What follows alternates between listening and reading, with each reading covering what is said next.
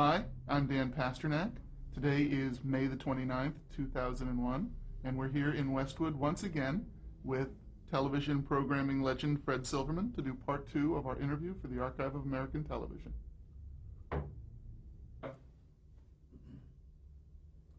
When we last left off, we were talking about some of the programming on ABC during your tenure there.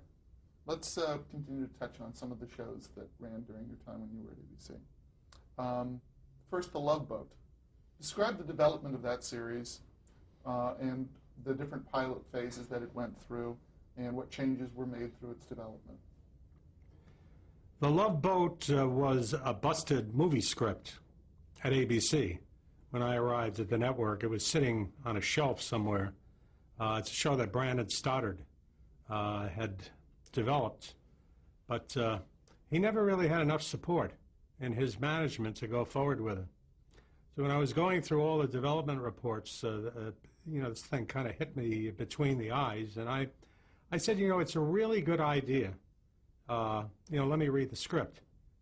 So I read the script, and like so many of the scripts that were laying around, it wasn't particularly good, but I thought it could still work, if we cast it right. So we made a movie and put it on the air, and it got a 50 share. And nobody believed it. Nobody believed that this piece of junk could do a 50 share, so we didn't have enough faith in it to make a series out of it. We said, let's do another movie. And while we're at it, let's see if we can get the casting right this time. So we did a second movie, and that got, I think, a 52 or a 53. And my boss over there, Fred Pierce, he still had real doubts about the viability of this as a series. He said, well, let's do a third movie. So we did a third one, and we took another shot at casting it. We just couldn't seem to get it right. And I think it was on the third pilot that we cast Gavin MacLeod as the captain, and pretty well got the casting right. And it went on the air, and it got the same kind of ratings. And it was at that point that Aaron Spelling said, I won't do any more movies. I'm not going to audition. I'm your best producer, yada, yada, yada. And so we gave him 13 episodes, and it went on the air at the end of Saturday night, which was a kind of like a dungeon. I mean, nobody looked at ABC on Saturday night. And it was a big hit at 10 o'clock Saturday. Immediately? Right off the bat. Well, don't forget, we had played 3 movies. So this was, it's like everybody knew what the show was. Now talk about using the series as a promotional tool for some of your other series and stars on the network. Well, it was a great vehicle to promote the other shows on the network, because we could cast Gabe Kaplan and Hal Linden, Henry Winkler, if he would do it, and all the stars in guest roles. So it was terrific. So it was like a little movie every week. You mentioned Gabe Kaplan. Talk about Welcome Back, Kotter. Was that on the network when you joined, or was that one of your shows that you developed? Welcome Back, Kotter was one of the shows that was on. I think it was on about a year. Now talk about the changes that it underwent during your time at ABC. Well, when on the air, it was pretty much what it was. There weren't that many changes. There was a point in time where there was a feeling that it was very masculine in tone, and we introduced a female sweat hog into the show. But it really didn't do too much good, because she looked more like a guy than the guys on the show, and talked like a guy, acted like a guy, and it was a little bit of window dressing. It was something to promote, as we often did. I mean, ABC at that point in time was a very promotion-conscious network. They more or less invented promotion and branding as we know it today. Talk a bit about when John Travolta left the show. Well, we knew John Travolta was going to leave the show, because shortly after the show went on the air, he did one of those humongous films. I think it was Grease.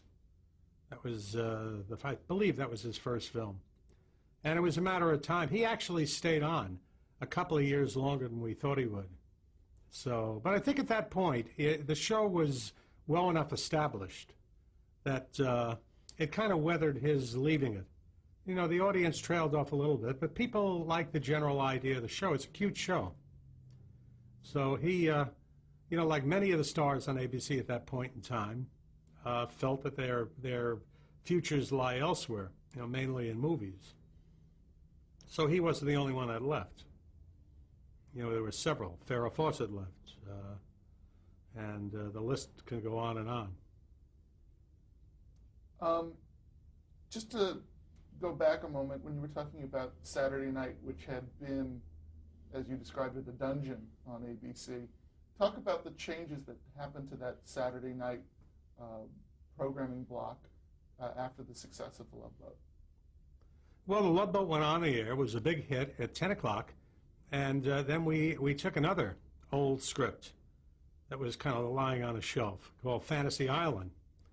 And figured that it was very compatible to Love Boat.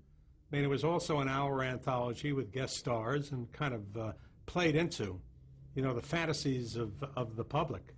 And so we put that on the air at 10 o'clock and moved Love Boat to 9. So we had a 2-hour block. And it was like a 2-hour movie every week. And it was, this was a 50-share block, which was something that was extraordinary. Because up until that time, you know, CBS really ruled Saturday night, you know, with a very distinguished lineup of comedies, including Mary Tyler Moore and Bob Newhart and Carol Burnett, MASH. And these two shows came out of nowhere and just knocked the bejesus out of them. So it was a really startling turnaround. And of course, the people who resented it the most were the television critics across the country. They hated these shows. I mean, they hated them. It was like ABC had smallpox on Saturday night. I mean, they just couldn't understand, you know, how we could pander to the public like this with jiggle and, I don't know, just every nasty word they could think of. They leveled against Love Boat and Fantasy Island. Now, how did you feel about it, particularly in the face of the fact that these shows at CBS were shows that you helped to build into hits, you know? Well, I was working at ABC at that point, and I figured they were hits long enough. You know, they were on the air for 6, 7, 8 years. And, you know, they were fair game. And, you know, since the success of the network affected my bonus and things like that, I mean, I was delighted. Let's talk about some of these producers that you worked so closely with at ABC. Let's start with Aaron Spelling. Oh, Aaron is one of the greatest. I mean, it was a joy to work with Aaron Spelling. You know, he would come in with an idea like SWAT and make it sound like King Lear by the time he really believed in the shows that he was doing. You know, whether it was Love Boat or SWAT or Family, or he loved television. He genuinely loved what he was doing. And I think it was that enthusiasm and that love for the medium and for his projects that made the shows as effective and as commercial as they were. And I have to hand it to him that, you know, while he was doing Starsky and Hutch, he was also doing Family.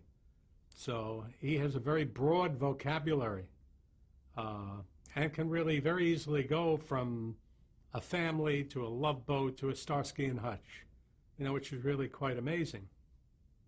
And at one point in time, I believe he had 6 or 7 hours of the schedule.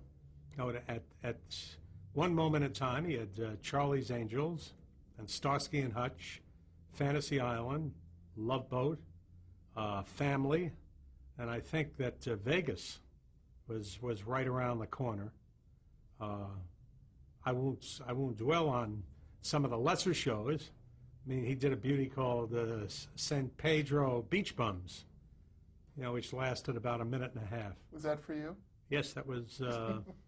So, you know, we all err, but by and large, he was a great producer. Is a great producer. He's still going, and again, is showing you know, his range. His most successful show right now is a show called Seventh Heaven on the WB, which is a very nice family show. So and it really harks back to Family. Yeah, Yeah, very much so. But I think that Aaron Spelling was one of the factors, responsible for the enormous success that ABC enjoyed, in the late 70s. Leonard Goldberg. Leonard Goldberg had partnered with Aaron. When I got to ABC, I don't believe that they were partners anymore, but he was a co-exec with Aaron on Charlie's Angels, which had been developed a couple of years before I got there. That was another one of these shows that was kind of sitting on a shelf, waiting to be discovered. And Family, and I think he had a lot to do with Family. He got Mike Nichols involved, and I believe Faye Kanan was involved in the pilot, and so he primarily worked on those two shows. But again, very prolific producer. Went on to enjoy a very big career in the theatrical motion picture business. Doug Kramer. Doug Kramer became the Len Goldberg. He became Aaron's partner, and was very important in the development of Love Boat and Fantasy Island and some of the later Spelling shows. And they were partnered for several years. And I think they were certainly partnered through my tenure at ABC. Harv Bennett. Harv Bennett was a producer that was working at Universal at the time, and he was instrumental in the development of $6 Million Man, which was a show that was developed before I got to ABC. That was actually on the air when I got there on Sunday night, and was a big hit. And that was his show. He also had something to do with the spin-off Bionic Woman, although I believe that there was a young writer-producer by the name of Ken Johnson who was most instrumental in the success of Bionic. But Harv was an old-line producer and went on to do the Star Trek series, a couple of different Star Trek series, and the Star Trek movies for Paramount. And I'm not sure whether he's still working in the business now, but he's one of those producers that's got a page and a half of credits. Paul Witt. Paul Witt did one show, with Thomas Harris, Susan Harris being his wife, and one of the premier comedy writers at that point in time. And he did a revolutionary show for us called Soap, which went on the air following Three's Company. And if I thought I had my hands full with Three's Company as a very controversial show, I didn't know, what controversy was until we announced Soap. Because this was a show that was condemned by everybody. The affiliates, it was a very big affiliate, West Group W at that time, and the president, Don McGannon, who criticized the show before he had even seen the pilot, and was condemning it. And it was, I remember the summer of Soap. I think it was the summer of 77, either 76 or 77, and it was the worst summer I've ever had, because the whole summer was involved with whether that show was actually going to get on the air. And to the point of where there were several affiliates that played it at 10:30 at night, and in the Central Time Zone, where it would have played at 8:30, most of the Central Time Zone cleared the show at either 9:30 or 10:30. So it went on the air, became an enormous hit, and in its way was kind of had the effect that All in the Family had in the early 70s of really pushing the envelope, as they say.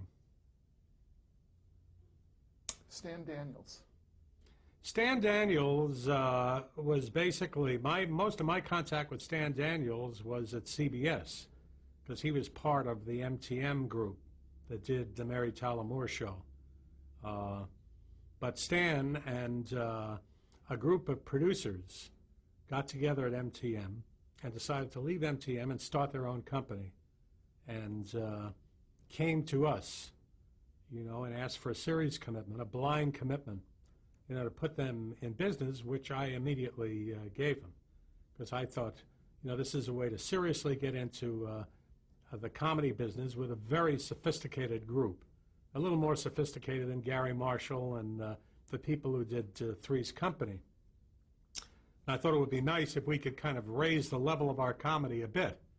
And these were the guys to do it, Stan Daniels, Ed Weinberger, and I forget the other two gentlemen. Charles? No, that was a different commitment, no. But there were four people, and they were very good. And that blind commitment led to the development of Taxi, which was a very substantial show on ABC and ultimately moved to NBC. Ed Weinberger. Well, Ed Weinberger is basically the same story.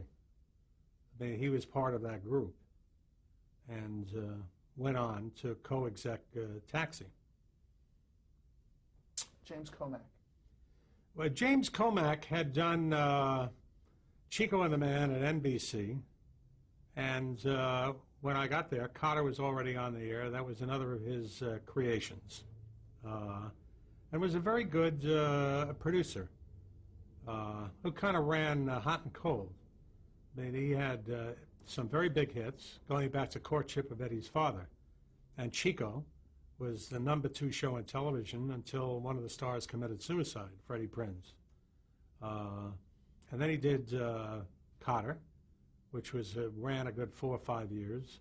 And, we tried developing a couple of shows with him, and one was worse than the other. There was a show called Mr. T and Tina with Pat Morita,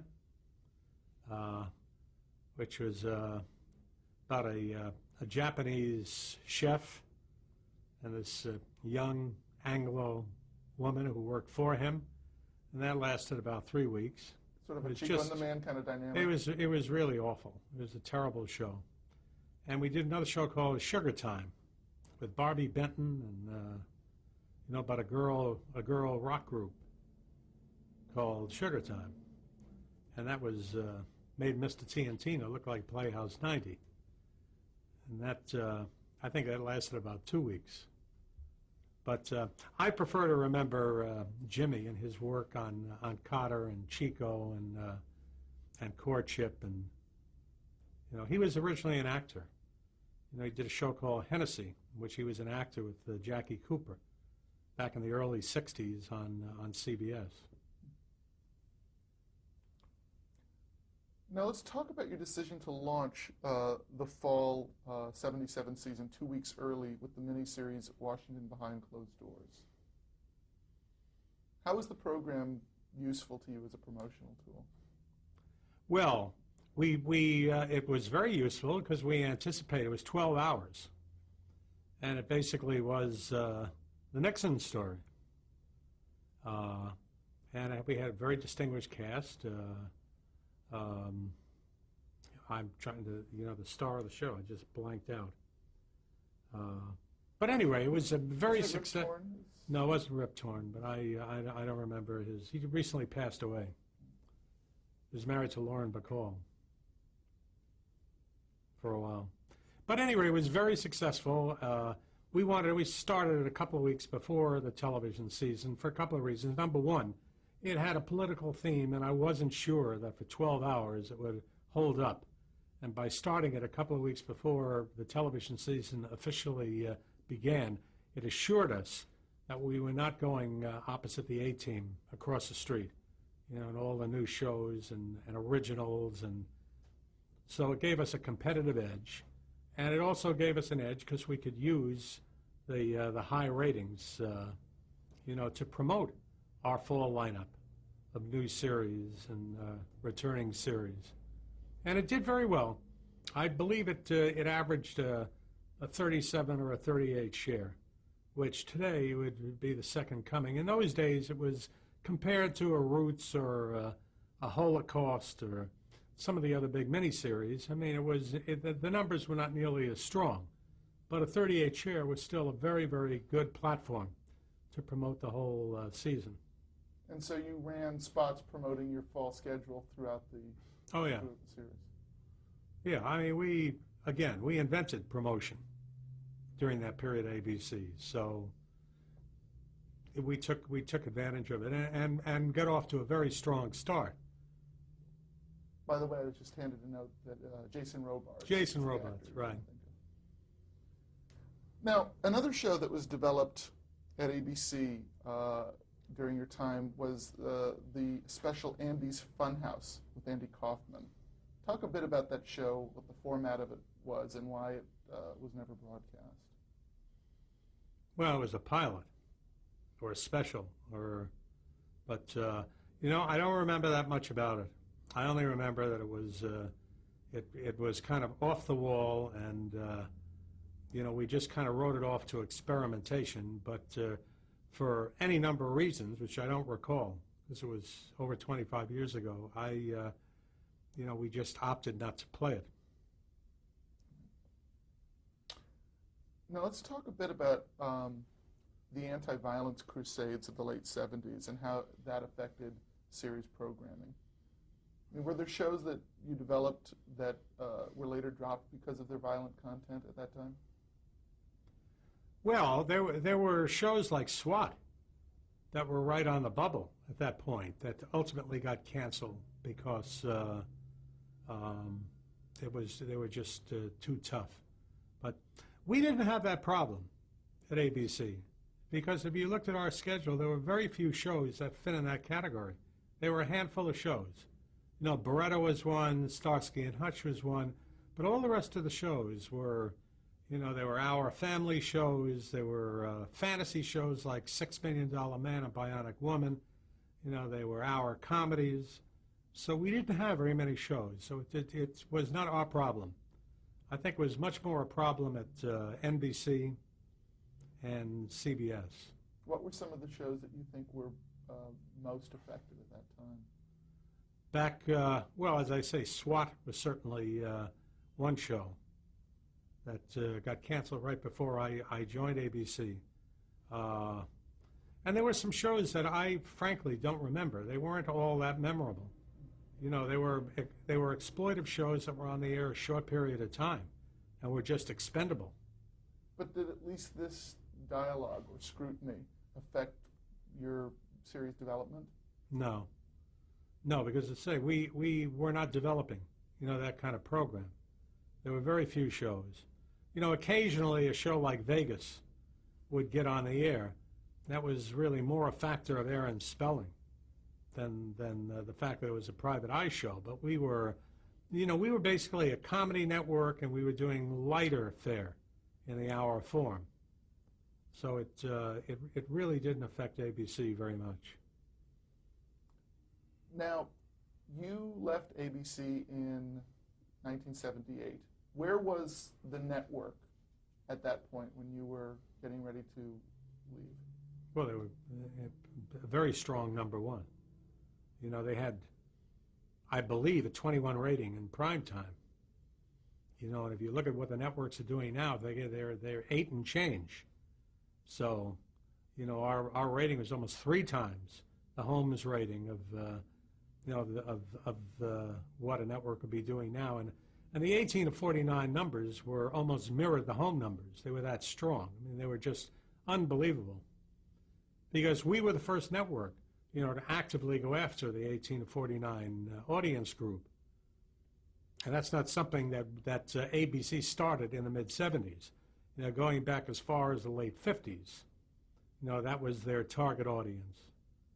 You know, then they called them the Get Age group, the 18 to 49s. But they were, you know, big family, you know, younger, big buying power.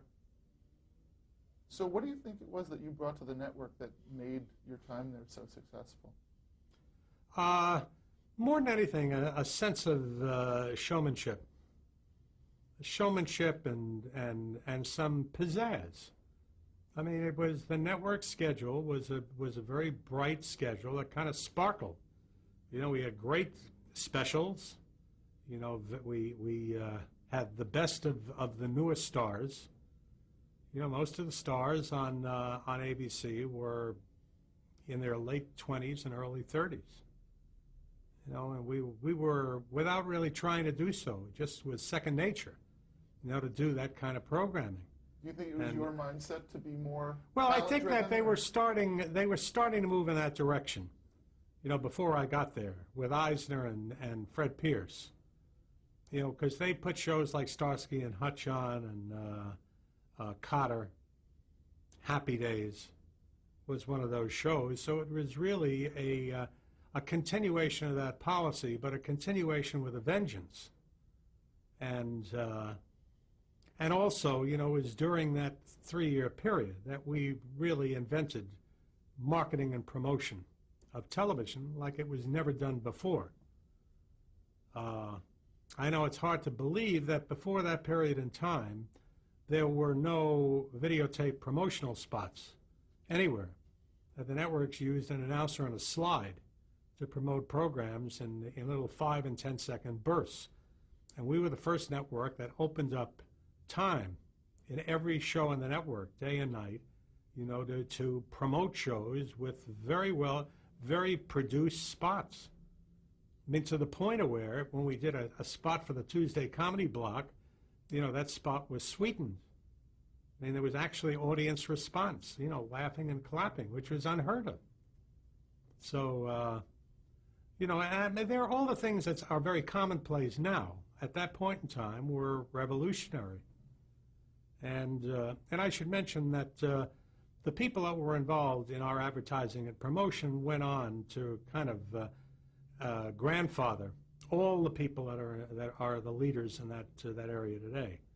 Really have their roots in that advertising and promotion department at ABC. I mean, it all started there. Who was running advertising and promotion for you? I don't even remember the man's name, but I know that there was a man by the name of Harry Marks, was doing the air promotion. And I think Sullivan, there was his associate, I think his name was Neil Sullivan, but they were responsible for what we did on the air, which was, really extraordinary. And Harry Marks went into business for himself, and he brought along a whole bunch of people. And they kind of were seated across all the networks. And I liken it very much to what happened at MTN, with producers, where they started off with Brooks and Burns. And they begat the people that did Bob Newhart, and before you know it, there were, people that started in MTM at that time that went on to produce shows like Cheers and Frasier.